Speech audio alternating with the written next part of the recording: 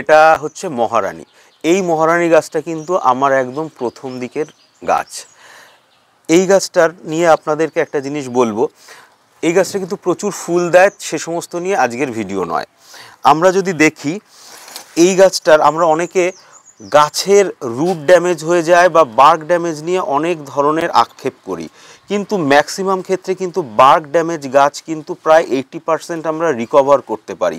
বোগেনভিলিয়ার ক্ষেত্রে গাছের self recovery mechanism আছে, আমি এই কথা বারবারই বলেছি। আপনারা যদি লক্ষ্য করেন এই গাছটা একটু দেখুন, এই গাছটা আমার 2 বছরের পুরনো মহারানী গাছ। একদম গোড়ার দিকে যদি ক্লোজলি দেখাই, দেখা যাচ্ছে এর দেখবেন যে এর গোড়ার কিন্তু মেন যে ডালটা, সেই ডালটা কিন্তু পুরোটাই নষ্ট হয়ে গেছিলো। এই যে এখান থেকে শুরু করে যদি এই পর্যন্ত পুরোটাই নষ্ট, পুরো রাউন্ডভাবে এটা নষ্ট হয়ে আছে।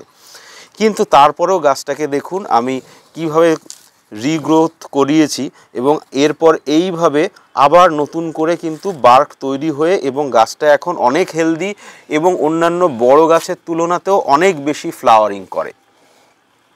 এইটার বিষয়ে কিভাবে আমি করলাম সেটা আপনাদের এখন সংক্ষেপে একটু বলি।